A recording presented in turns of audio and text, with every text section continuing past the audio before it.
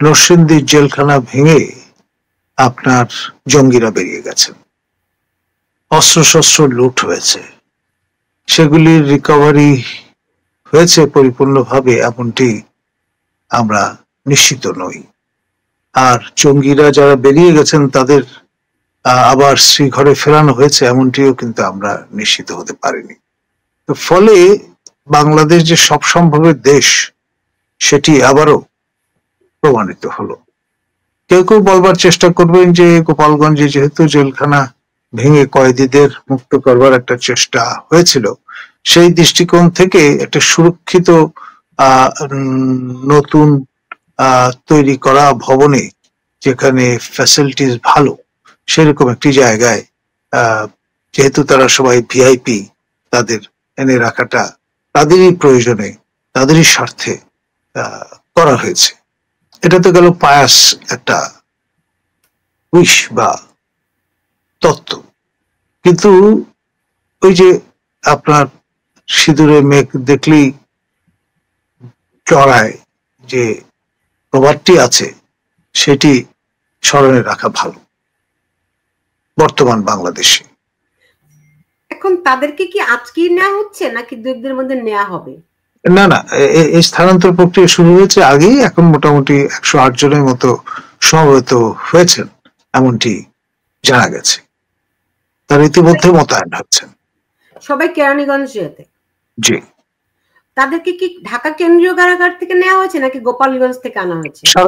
সারা দেশ থেকে, বিভিন্ন অঞ্চল থেকে, আপনার বিভিন্ন জেলা থেকে, জেলা কারাগারগুলো আছে সেখান থেকে। তবে আমার জানা মতে আপনার অনেক নারী সাবেক সংসদ সদস্য হয়তো এখনো এসে মোতায়েন হননি বা যুক্ত হননি। টোটাল 108 জনকে আনা হয়েছে। কত বন্দী আছে? আমি তো শুনেছি আওয়ামী লীগের প্রায় 3 লাখ নেতাকর্মী বন্দী আছে কারাগারে। না না, সেটা না, এটা হলো সংসদ সদস্য, সাবেক মন্ত্রী। মন্ত্রী তো আবার 2 ক্যাটাগরির আছে, আপনার নির্বাচিত অথবা টেকনোক্র্যাট, মানে থাকে না, ওই ক্যাটাগরিতে, ওই বিবেচনায় 68 জনের মতো বোধহয় মন্ত্রী কোন না কোনো ফর্মে, কখনো কোনো ক্যাবিনেটে ছিলেন, আর বাকিরা সবাই শুধু সংসদ সদস্য। এই 108 জনের বাইরে তো আরো আছেন নাকি? আরো আছেন, তাদেরও হয়তো বা সহায়তা করতে হতে পারে।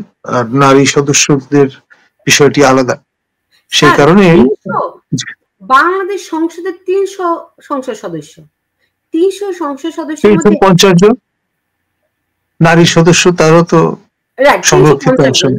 তার মধ্যে 300-350 মধ্যে 108 জন যদি এখন আরো বন্দী আছে, 108 জনকে মাত্র স্থানান্তরিত করা হচ্ছে। হ্যাঁ, আমার প্রশ্নটি হচ্ছে তারপরও আমরা কেন বলছি যে আওয়ামী লীগ পালিয়ে গেছে? মানে 1/3 তো জেলখানায় বন্দী। এখন ধরুন এগুলো তো ন্যারেটিভ, আপনার নানান রকমের স্লোগান, এগুলো তো প্রশিক্ষণ দিয়ে আসলে সবাইকে তৈরি করা হয়েছে। আমাদের সেই ডোনাল্ড ট্রাম্প যেটি হুইসেল ব্লোয়ারের মতো বলে দিয়েছিলেন যে $29 মিলিয়ন, পরে জানা গেল আরো 21 মিলিয়ে, সব মিলিয়ে $50 মিলিয়ন তো এইসব প্রশিক্ষণের কাজেই ব্যবহৃত হয়েছে।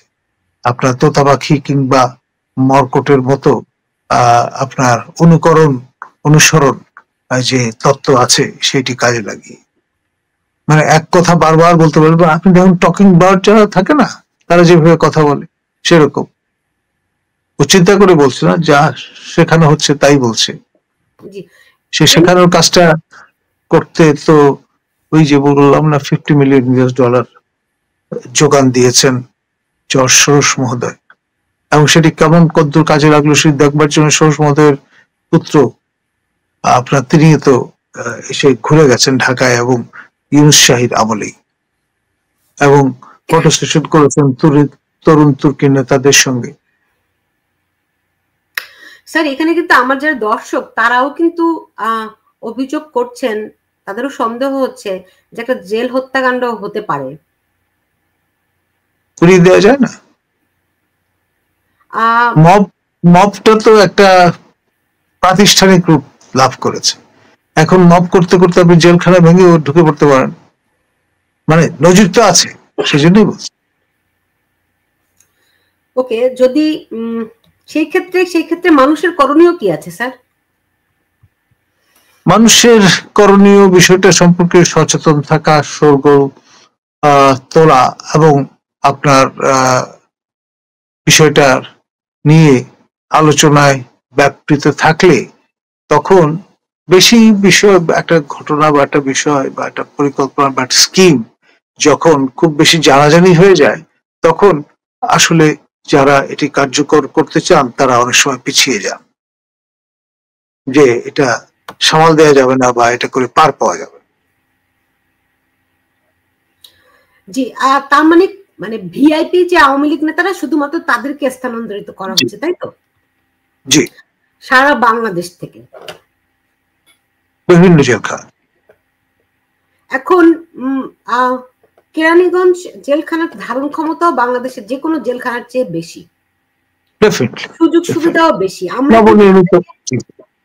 তাদেরকে আটক করার পর থেকেই আমরা কিন্তু এরকম একটা বিভিন্ন সময়ে বিভিন্ন জায়গা থেকে অনেকেরই সন্দেহ এটি শুনছিলাম যে আওয়ামী লীগকে নিশ্চিহ্ন করার জন্য যেভাবে করে এখন তাদেরকে ঘর ছাড়া বাড়ি ছাড়া করা হয়েছে, এদেরকে জেলখানায় আপনি জানেন অনেকেই কিন্তু হার্ট অ্যাটাক করে, কথিত হার্ট অ্যাটাকে মারা গেছে জেলখানার মধ্যে।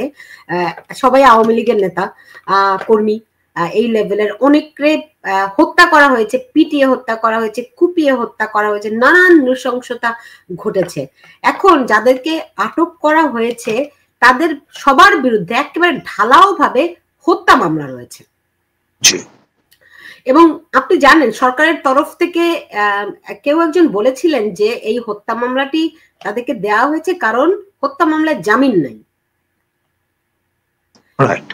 এটাও তো একটা বিনা বিচার। এখন আমার প্রশ্নটি হলো যে সরকারের তরফ থেকে কেউ কি এর কোনো ব্যাখ্যা কিংবা জেল কর্তৃপক্ষ কি কোনো ব্যাখ্যা দিয়েছে কেন তাদেরকে স্থানান্তরিত করা হচ্ছে?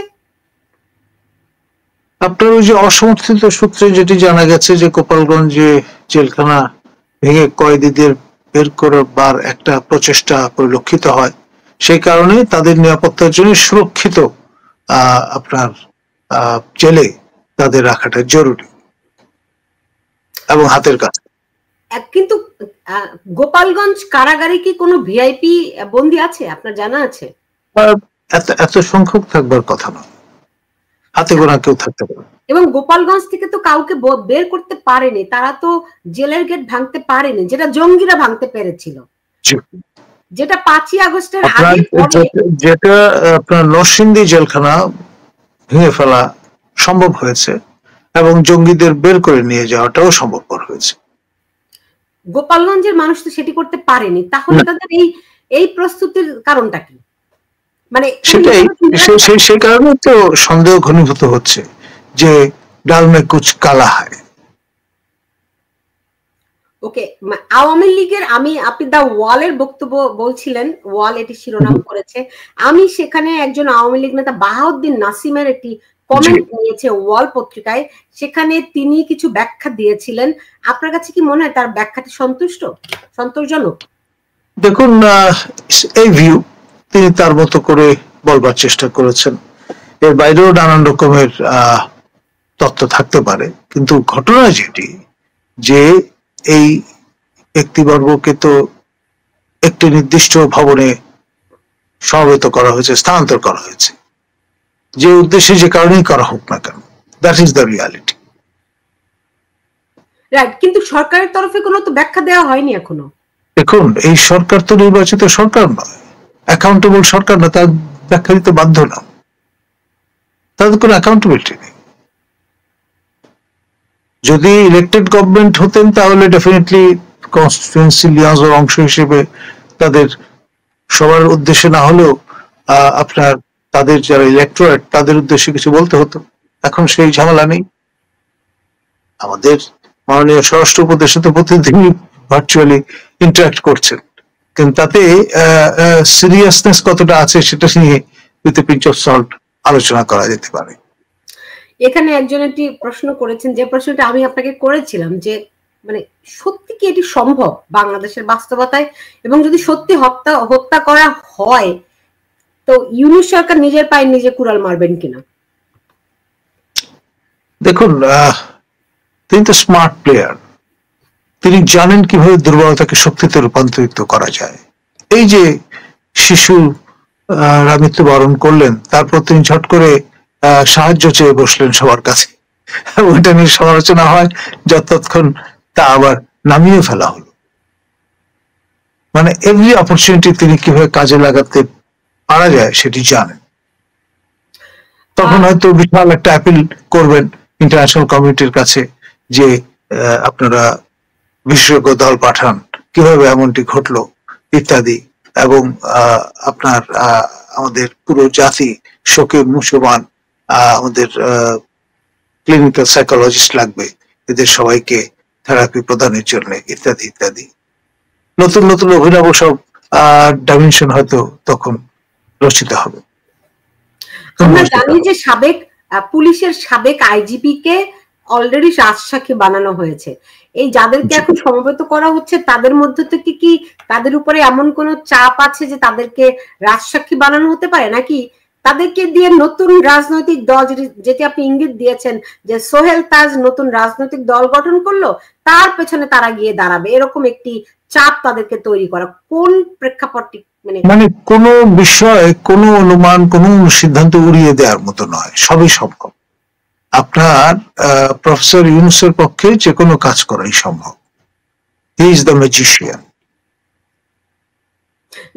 বাংলায় অনেকে একটু ডিগ্রেডেড সেন্সে বলে থাকেন বাজিগর।